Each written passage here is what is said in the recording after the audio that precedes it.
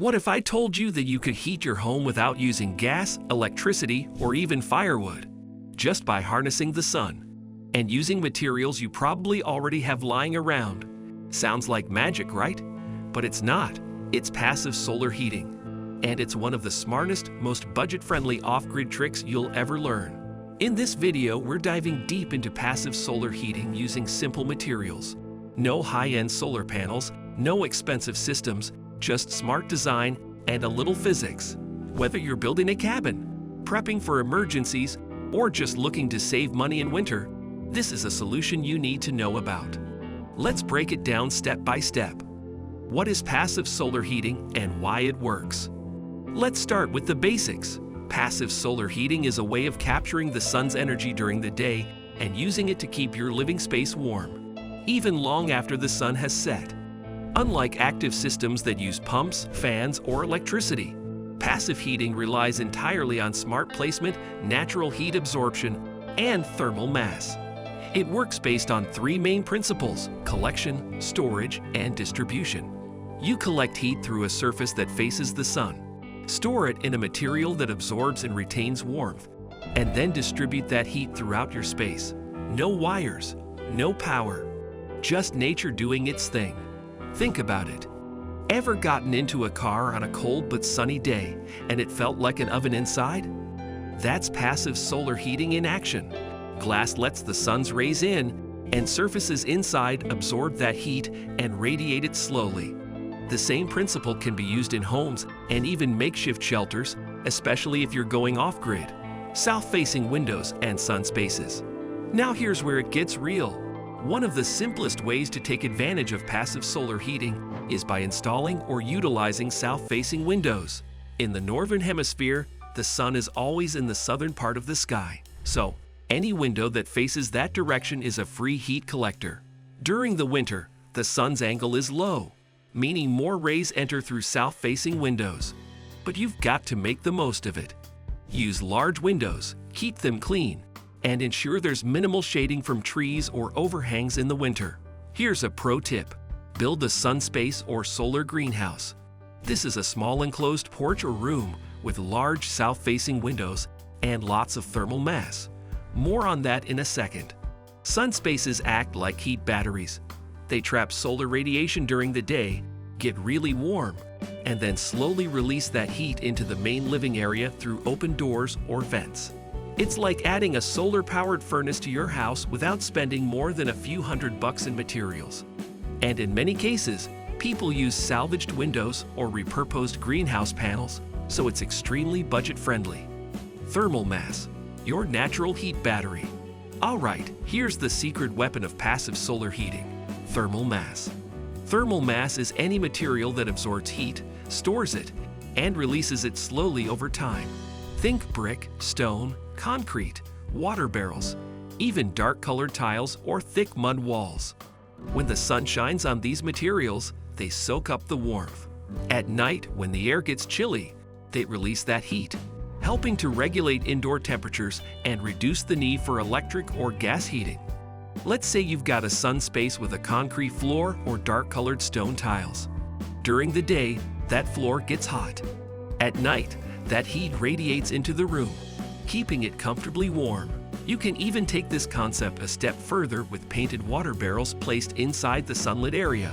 Water is fantastic at holding heat. Paint them black, put them in front of a window, and you've got an ultra-cheap thermal battery. So yes, you can literally heat your home using rocks and water, as long as you understand the flow of sunlight and the power of thermal mass.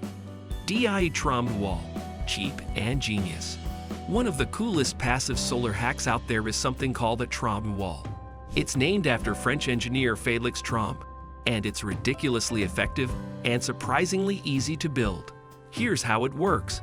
You place a dark, heat-absorbing wall, often made of concrete, brick, or even water barrels, just behind a sheet of glass or clear plastic. This glass faces the sun and creates a mini greenhouse effect. The air between the glass and the wall heats up fast. Some versions include vents at the top and bottom, allowing warm air to circulate into your home during the day and trapping it at night. You don't need high-tech materials, just an existing wall, some black paint, and a sheet of clear polycarbonate or salvaged glass. Frame the glass about an inch or two away from the wall, seal the edges, and watch the sun do the rest. These walls can raise indoor temperatures by 10-20 degrees Fahrenheit, 5-10 degrees Celsius during the day in winter climates, especially when paired with insulation. And when nights get bitter cold, that thick, dark wall continues to radiate warmth into the house. It's silent, self-sustaining, and once built, requires zero maintenance. Insulation and nighttime heat retention. Now, gathering all that solar heat is great, but you've got to hold on to it if you really want to stay warm through the night. That's where insulation comes in. And no, I'm not talking about pricey foam boards or high-end insulation bats. Even basic, low-cost materials can help. Thick curtains, especially thermal or blackout curtains, are fantastic for trapping heat indoors. At night, closing those south-facing windows keeps warm air from escaping. You can also use homemade window quilts, bubble wrap, or even thick blankets pinned up to windows as makeshift insulators. If you've built a tram wall or a sunroom, make sure the adjoining doors and openings are sealed tightly, and use draft stoppers or rugs to block cold air leaks. It's also smart to insulate around your thermal mass. Placing it in the center of the house, for example, helps it radiate evenly. If you're using barrels or bricks, consider placing them behind insulation panels at night to direct the warmth inward instead of letting it escape. A warm space loses heat fast without good insulation. So this step is what transforms a warm afternoon into a cozy all-night result.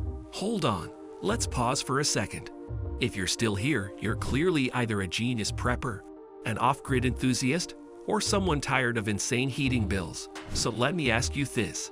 If you could heat your home for free all winter with a bit of clever design, would you do it? Tell me in the comments below. What's your craziest cold weather hack? I'm dying to know. And don't forget to hit that like button if you're learning something new. There's more genius coming. The power of reflective surfaces. Here's a trick that feels like a life cheat code. Reflective materials. If you're trying to maximize every bit of solar heat, consider using reflective panels or surfaces inside your sunlit areas to bounce more light onto your thermal mass. You can make simple reflectors using foil-covered cardboard, emergency Mylar blankets, or even mirrors. Set them up opposite your windows or around barrels and dark surfaces to redirect sunlight to places it normally wouldn't reach.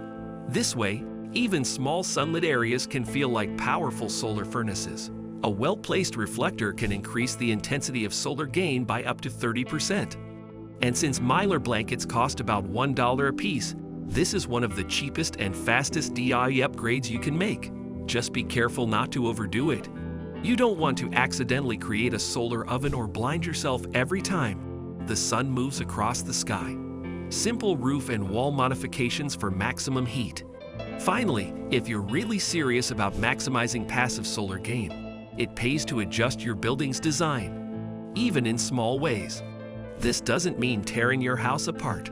Sometimes it's as simple as painting a wall darker, adding a heat-absorbing trellis, or slightly tilting a roof overhang. For example, adjustable eaves or awnings can be angled to block summer sun when it's high in the sky and allow winter sun to pour in when it's lower.